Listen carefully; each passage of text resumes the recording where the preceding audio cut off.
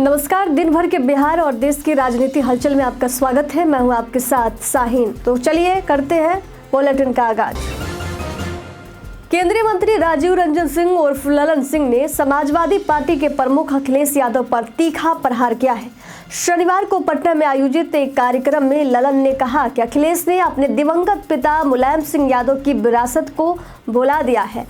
उन्होंने अखिलेश को याद दिलाया कि कैसे उनके पिता ने कांग्रेस का विरोध करते हुए अपनी पहचान बनाई थी, जबकि अब वे कांग्रेस के साथ खड़े हो गए हैं। ललन सिंह ने कहा कि आज नेताजी की आत्मा कराह रही होगी जब उनका बेटा उसी पार्टी की गोद में बैठ गया है।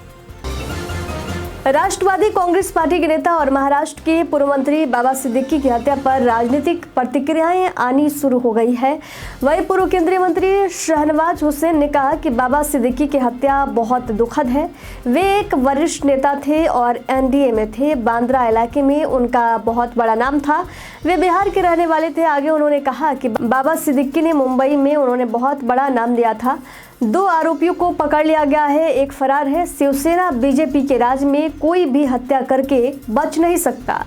अपराधियों को बख्शा नहीं जाएगा। बता दें कि महाराष्ट्र सरकार में सहयोगी राष्ट्रवादी कांग्रेस पार्टी के वरिष्ठ नेता बाबा जियाउद्दीन सिद्दीकी की शनिवार को बांद्रा पूर्व में निर्मल नगर के पास गोली मारकर हत्या कर दी गई थी। बिहार के गया से खबर है, जहां लोजपा के दिवंगत नेता रामविलास पासवान की मूर्ति को असामाजिक तत्वों ने क्षतिग्रस्त कर दिया। ये घटना शनिवार रात जिले के अत्रि विधानसभा क्षेत्र में हुई, जहां अज्ञात व्यक्तियों ने मूर्ति के दोनों हाथ तोड़ दिए और चेहरे को भी नुकसान पहुंचाया। लोजपा रामविलास के नेताओं में इस घटना को लेकर आक्रोश है और वे इसे राजनीतिक षड्यंत्र मान रहे हैं। पार्टी के नेताओं ने नीमचक बथानी में केस दर्ज कराया है और जिला पुलिस मामले की जांच में जुट गई है। जमुई से लोजपा के सांसद अरुण भारती ने कहा कि ये सब उपद्रवियों द्वारा माहौल खराब करने के लिए किया गया है और उन्होंने मुख्यमंत्री से इस मामले पर कड़ी कार्रवाई की मांग की।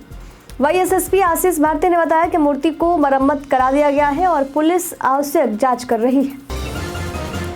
महाराष्ट्र में चुनावी महासंग्राम के बीच सियासी पारा चढ़ता जा रहा है। महायुति और महाविकास आघाड़ी के बीच तकरार ने एक नई धार पकड़ ली है। बीजेपी के नेतृत्व वाली महायुति ने शिवसेना यूबीटी की रणनीति को वोट जिहाद करार दिया, तो वही उद्धव ठाकरे ने पलटवार करते हुए बीजेपी पर सत्ता जिहाद का आरोप लगाया। दशहरा रैली में उद्धव ठाकरे ने बीजेपी और आरएसएस पर तीखा हमला किया। उनका कहना है कि बीजेपी हर हाल में सत्ता पर काबिज रहने की कोशिश कर रही है। उन्होंने महाराष्ट्र के लोगों से वादा किया कि यदि एमबीए सत्ता में आती है तो सभी जिलों में छत्रपति शिवाजी महाराज के मंदिरों का निर्माण कराया जाएगा।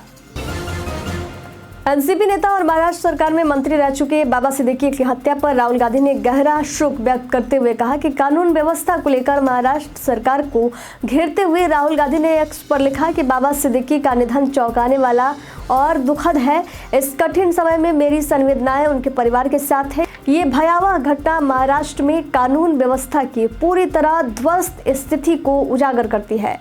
सरकार को जिम्मेदारी लेनी चाहिए और न्याय होना चाहिए।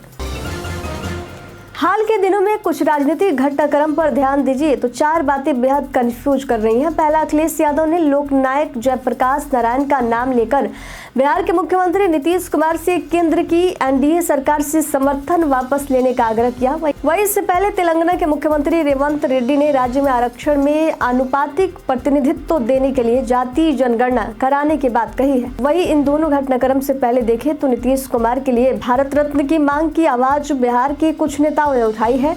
सबसे दिलचस्प ये है कि नीतीश कुमार के विरोध में स्वर बुलंद करते रहे चिराग पासवान ने नीतीश कुमार को भारत रत्न दिए जाने की मांग का समर्थन किया है। केंद्रीय मंत्री गिरिराज सिंह की भारत स्वाभिमान यात्रा को लेकर पूर्णिया सांसद पप्पू यादव ने तीखी प्रतिक्रिया दी। यादव ने कहा कि गिरिराज सिंह की यात्रा अगर कोसी सीमांचल में आपसी सौहार्द को बिगाड़ने के लिए है तो उन्हें इसके गंभीर परिणाम भुगतने होंगे।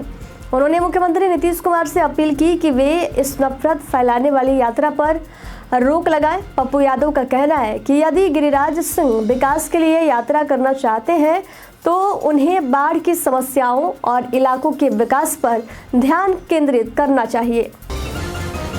चुनाव आयोग की ओर से मतदान की तारीखों का ऐलान कभी भी हो सकता है। इसी बीच एनसीपी प्रमुख शरद पवार ने भारतीय जनता पार्टी पर जोरदार हमला बोला है। पवार ने कहा कि बीजेपी अपने पुराने कार्यकर्ताओं को उचित सम्मान नहीं दे रही है और उनकी उपेक्षा कर रही है। रविवार को पूर्व भाजपा विधायक चरण वाघमारे के पार्टी में शामिल होने के मौके पर उन्होंने ये बातें कही। पवार का ये बयान ऐसे समय में आया जब चुनावी माहौल गरमाया है। शरद पवार ने खुलासा किया कि बीजेपी के एक वरिष्ठ नेता ने उन्हें बताया है कि पार्टी अपने वफादार कार्यकर्ताओं को अपने कामकाज में शामिल नहीं कर रही है। उन्होंने ये भी कहा कि उनकी पार्टी महाविकास आघाड़ी सहयोगियों के साथ एकजुट होकर काम करेगी। पवार ने आरोप लगाया कि बीजेपी ने उन कार्यकर्ताओं को अनदेखा किया है।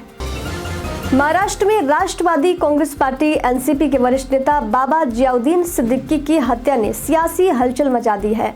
बिहार के नेता प्रतिपक्ष तेजस्वी यादव ने इस घटना पर अपनी प्रतिक्रिया देते हुए कहा कि ये बहुत दुखद है।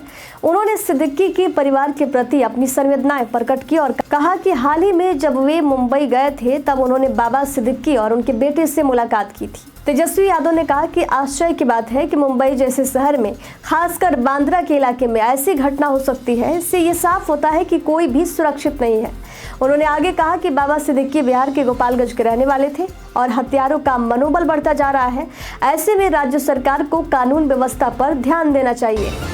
यूपी के मुख्यमंत्री योगी आदित्यनाथ की मां सावित्री देवी हाल ही में स्वास्थ्य बिगड़ने के कारण जॉली ग्रांट स्थित हिमालयन अस्पताल में भर्ती है। रविवार को मुख्यमंत्री ने अपनी मां से मिलने के लिए उत्तराखंड पहुंची, जहां उन्होंने अपनी मां से मिलकर उनका हाल चाल जाना। प्रशासन ने मुख्यमंत्री के कार्यक्रम को गोपनीय रखा है। बता दें कि मुख्यमंत्री की मां 8 अक्टूबर से अस्पताल में भर्ती है। बगहा विधानसभा के पूर्व कांग्रेस प्रत्याशी जय सिंह के खिलाफ स्मार्ट मीटर के मामले में भड़काऊ पोस्ट डालने के आरोप में नगर थाने में एफआईआर दर्ज की गई है। ये कार्रवाई जिला पदाधिकारी के निर्देश पर की गई है, जिसमें विद्युत प्रमंडल के कार्यपालक अभियंता आलोक अमृतांशु ने शिकायत दर्ज करवाई है। आरोप है कि जय सिंह ग्रामीण क्षेत्रों में लोगों को स्मार्ट मीटर लगाने से रोकने के लिए भड़काने वाले बयान दे रहे हैं, जिसके परिणाम स्वरूप कर्मियों के साथ अभद्र व्यवहार की घटनाएं भी हुई हैं। गौरतलब है कि कांग्रेस नेता हाल ही में चौतरवा में भूख हड़ताल भी की थी, जिसमें उन्होंने स्मार्ट मीटर के खिलाफ आंदोलन का आह्वान किया। इस पूरे मामले में पुलिस ने जाँच शुरू कर दी है। तो खबरों के सफर में दीजिए जाने की इजाजत। देखते रहिए सियासी पेज। नमस्कार।